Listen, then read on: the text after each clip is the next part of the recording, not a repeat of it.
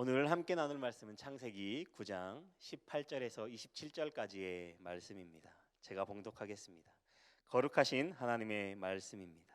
방주에서 나온 노아의 아들들은 셈과 함과 야벳이며 함은 가나안의 아버지라. 노아의 이 세 아들로부터 사람들이 온 땅에 퍼지니라. 노아가 농사를 시작하여 포도나무를 심었더니 포도주를 마시고 취하여 그 장막 안에서 벌거벗은지라. 가나안의 아버지 함이 그의 아버지의 하체를 보고 밖으로 나가서 그의 두 형제에게 알림해 셈과 야벳이 옷을 가져다가 자기들의 어깨에 메고 뒷걸음쳐 들어가서 그들의 아버지의 하체를 덮었으며 그들의 얼굴을 돌이키고 그들의 아버지의 하체를 보지 아니하였더라. 노아가 술이 깨어 그의 작은 아들이 자기에게 행한 일을 알고 이에 이르되 가나안은 저주를 받아 그의 형제의 종들의 종이 되기를 원하노라 하고 또 이르되 셈의 하나님 여호와를 찬송하리로다. 가나안은 셈의 종이 되고 하나님이 야벳을 창대하게 하사 셈의 장막에 거하게 하시고 가나안은 그의 종이 되게 하시기를 원하노라 하였더라. 아멘. 하나님께서 지으신 인간이 하나님의 말씀에 순종하지 않고 자기들의 생각대로 행하며 살아갈 때 하나님께서 그들을 물로 심판하셨습니다.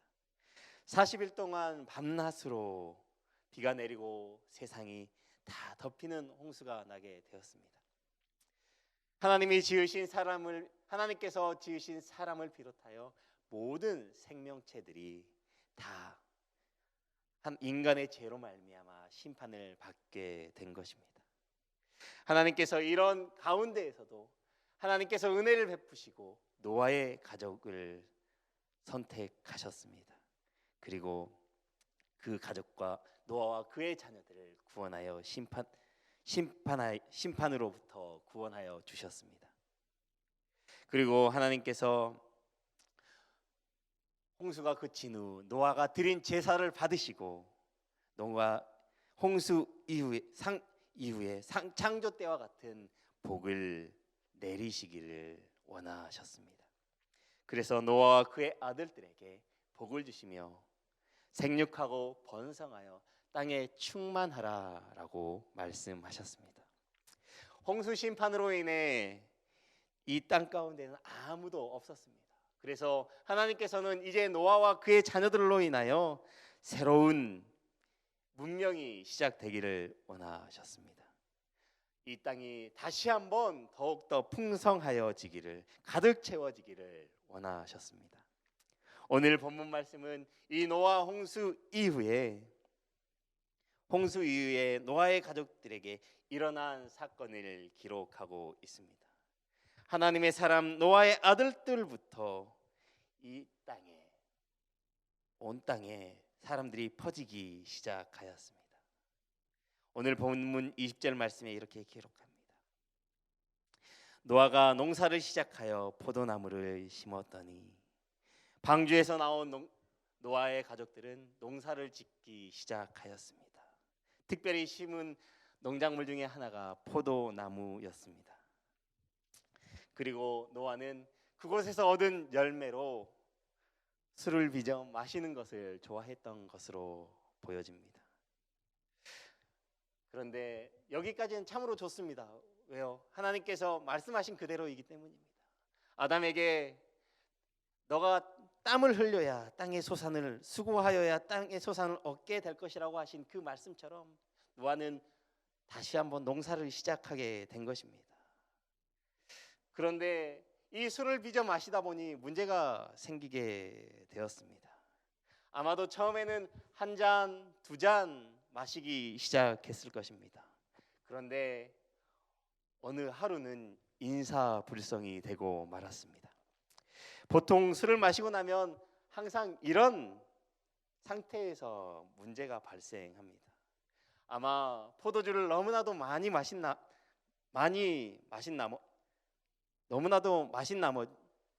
나머지 노아는 열이 올라왔을 것입니다. 그래서 자기 장막 안에서 옷을 벌거벗은 채 잠이 들고 말았습니다. 여러분, 이 상태를 어떤 상태라고 하시는지 아닙니까? 뭐라고 부르시는지 아닙니까? 바로 주사라고 부릅니다. 술을 마시고 난 이후에 좋지 않는 행동을 이르는 말입니다. 다른 말로는 사람들이 꽐라가 됐다라고 표현하기도 합니다. 오늘 본문에 일어난 한 자녀를 저주하는 사건은 바로 이 노아의 주사가 부른 참극이라고 할 수 있습니다. 이 사건의 이 문제의 시작은 바로 절제하지 못한 것에서부터 시작하였습니다. 보통 술을 마시는 사람들이 하는 이야기가 있습니다. 술을 처음에 마실 때는 사람이 술을 마신다라고 이야기합니다. 그리고 조금 더 마시다 보면 술을 마신다라고 이야기합니다. 그리고 더 마시다 보면 술이 사람을 마신다라고 이야기하곤 합니다. 바로 이렇게 되면 무슨 상태가 되시는지 압니까? 인사불성의 상태가 되는 것이지요. 이러한 상태가 되면 자기 자신을 컨트롤하지 못하고 절제하지 못하는 상황에 이르게 되는 것입니다. 자기 통제가 되지 않는 것입니다. 그런데 이 자기 통제가 되지 않으면 반드시 문제가 발생합니다. 술로 인한 문제는 모두 이러한 상태에서 일어나게 되는 것이지요. 대부분의 사람들은 이러한 상태가 되면 결코 자기 자신을 컨트롤할 수 없습니다. 자기의 몸과 자기의 감정을 컨트롤하지 못한 채 그만 실수를 하고 마는 것입니다. 아마 노아도 이런 상태에 이르렀을 것입니다. 처음에는 이 정도면 괜찮아라고 시작했던 것이 어느덧 자기를 통제하지 못하고 절제하지 못하는 상황에 이르렀기 때문에 그런 상황 가운데서 이 사건은 발생하게 되었을 것입니다. 하나님께 선택받고 거룩한 모습을 보여야 했던 노아가 술로 인해 한순간 하나님께 보여야 했던 그 거룩한 모습을 잃어버리게 된 것입니다. 노아는 하나님께서 의인이라고 칭할 만큼 인정받은 사람이었습니다. 그리고 구원해 주실 만큼 매우 훌륭했지만 그 역시도 연약한 인간에 불과했던 것입니다. 사랑하는 성도 여러분, 우리의 신앙에서도 이러한 모습들이 비춰져야 합니다. 우리의 신앙에서 반드시 절제가 필요합니다. 성령의 열매 가운데 절제라고 하는 열매가 있습니다. 우리의 신앙의 모습에서는 절제가 필요합니다. 잠언 25장 28절 말씀에 보면 이렇게 기록합니다. 자기의 마음을 제어하지 아니하는 자는 성읍이 무너지고 성벽이 없는 것과 같으니라. 고대 시대에 성벽이 없으면 적군들이 마음대로 쳐들어와서 그 성읍을 짓밟았다고 합니다. 이렇듯 우리의 마음을 절제하지 못하면 온갖 세상의 유혹과 사탄의 공격에 넘어가 인생을 망치게 되는 것입니다. 그래서 우리가 신앙생활을 하며 살아가는데 반드시 절제가 필요한 것입니다. 사도 바울은 그리스도인들의 영적 승리를 운동선수의 면류관에 비교하면서 절제의 중요성을 강조했습니다. 이기기를 다투는 자마다 모든 일에 절제하나니 그들은 썩을 승리자의 관을 얻고자 하되 우리는 썩지 아니할 것을 얻고자 하노라. 고린도전서 29장 25절의 말씀입니다. 운동선수가 올림픽에 출전하여 메달을 얻기 위하여 자신의 욕망을 제어하고 훈련에 매진하듯이 우리 그리스도인들도 거룩한 삶을 살아가기 위해 절제하며 믿음의 훈련을 이어가야만 하는 사람들입니다. 아무리 믿음이 좋은 사람이라고 할지라도 그 절제를 잃어버리면 한순간에 무너지고 마는 것입니다. 우리 사사기에서 보듯이 삼손은 하나님으로부터 많은 은사와 능력을 받았습니다. 그러나 무절제한 삶으로 말미암아 자신의 욕망을 따라 삶으로 말미암아 가져온 결과가 있었습니다. 그것은 하나님이 주신 힘을 잃어버리고 눈마저도 잃어버리게 되었습니다. 그런데 이 삼손은 모든 것을 잃어버리고 나서야 자신의 힘의 진정한 근원이 하나님이심을 깨닫고 마지막 순간에 하나님을 바라보게 되었습니다. 세상의 사람들은 자신의 꿈을 위하여 무절제한 삶을 욕망을 통제하며 살아가지만 우리 그리스도인들은 하나님께서 주신 거룩한 소망을 이루기 위하여 더욱 절제하는 삶을 살아야 합니다.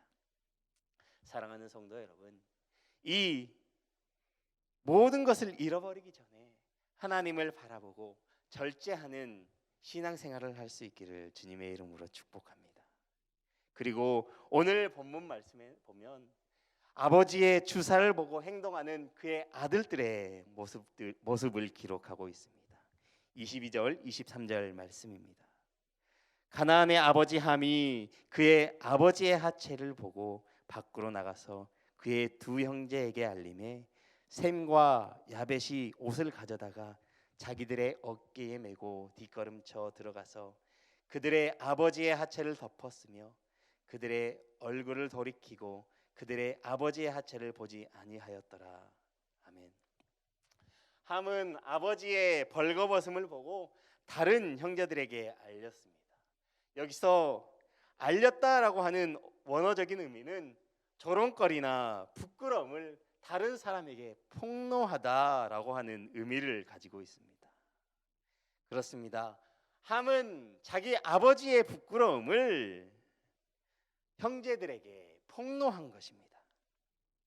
이 벌거벗음을 알린 함의 행동은 그 시대의 족장인 아버지와 또 그 가정의 가정인 아버지의 모습을 아버지와 아들과의 신뢰와 권위의 관계를 깨뜨리는 행동이었습니다. 그렇기에 노아는 그 가정의 가장으로서 족장으로서 그 사실을 알고 함을 저주할 수밖에 없었습니다. 그리고 함과 반대로 아버지의 부끄러움을 보고 셈과 야벳의 행동을 보게 되는데요. 노아의 벗은 몸을 보지 않기 위하여 뒷걸음쳐 들어가서 옷으로 노아의 부끄러움을 덮어 주었습니다. 이 둘의 모습은 아버지의 권위를 인정하고 족장의 수치를 덮어주는 행동이었습니다. 이와 비슷한 모습이 창세기 3장에서 또 나오는데요. 아담과 하와가 벌거벗고 숨었을 때에 하나님께서 그들의 부끄러움을 덮어주시기 위하여 가죽옷을 친히 만들어서 입혀주는 장면과 비슷합니다.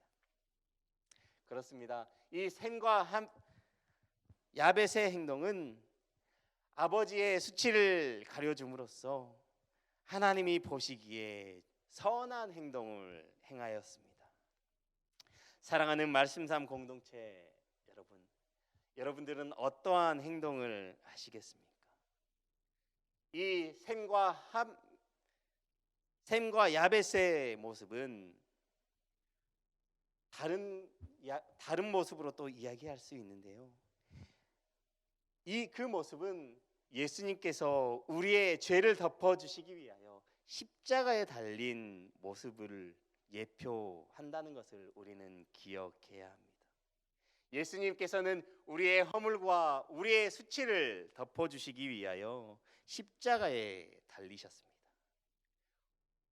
우리는 우리의 모든 죄악을 덮어주시는 예수 그리스도로 말미암아 옷 입게 되었습니다.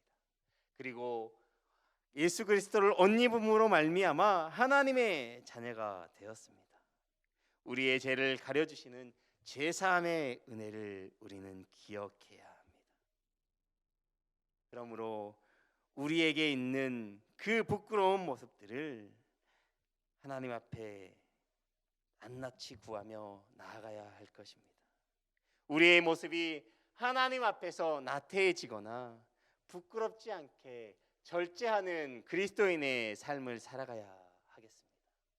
오늘 하루의 삶도 우리의 삶 가운데에서 절제하며 주님과 동행하는 거룩한 삶을 살아가시기를 주님의 이름으로 축복합니다. 함께 기도하겠습니다. 사랑과 은혜의 하나님, 절제하지 못함으로 한순간 거룩함을 잃어버렸던 노아의 모습을 통해 우리의 모습을 되돌아봅니다. 하나님 앞에서 신앙생활을 하며 절제하며 거룩한 삶을 살아가는 우리 그리스도인들이 되게 하여 주옵소서. 우리의 모든 죄를 덮어주시는 주님의 은혜를 기억하는 오늘 하루의 삶이 되게 하여 주옵소서. 우리의 구원자 되시는 우리 구주 예수님의 이름으로 기도드립니다. 아멘. 이 시간 다음과 같은 기도의 제목으로 기도드리겠습니다. 지금 들은 말씀이 내 삶으로 이어지게 하옵소서. 하나님의 말씀이 우리의 삶으로라는 말씀을 붙잡고 담대하게 살아가는 2022년이 되게 하옵소서. 코로나19 엔데믹 상황을 맞이하여 예배 및 신앙생활이 회복되게 하옵소서. 우리 교회의 영적 리더자들이 예수님의 마음을 품고 주님의 몸된 교회를 잘 섬기게 하옵소서. 동네 세매줄 성경을 통해 말씀상 공동체 성도님들이 말씀을 더 깊이 묵상하게 하옵소서. 러시아 우크라이나 전쟁이 속히 종식되게 하옵소서. 핵 전쟁으로 번지지 않게 하옵소서. 공동 기도문의 기도 제목과 각자의 기도 제목을 따라 기도하시다가 삶의 자리로 나아가시겠습니다. 사랑과 은혜의 하나님 아버지, 오늘도 귀한 하나님의 말씀을 붙들고 세상으로 나아갑니다. 하나님, 지금 들은 말씀을 우리의 삶으로 이어지게 하옵소서. 하나님, 노아가 한순간 절제하지 못하고 거룩함을 잃어버리고 비극이 일어나게 되었습니다. 하나님, 우리가 절제하는 삶을 살게 하여 주시옵소서. 하나님 앞에 절제하며 신앙생활할 수 있는 거룩함을 유지하며 나아가는 우리 그리스도인들이 되게 하여 주옵소서. 말씀상 공동체의 모든 성도들이 다 되게 하여 주시옵소서. 하나님 아버지, 우리가 이 말씀대로 살아갈 때 우리의 인생이 복된 줄 믿습니다. 하나님, 노아의 아들들이 한 사람은 아버지의 부끄러움을 드러내고 다른 두 사람은 아버지의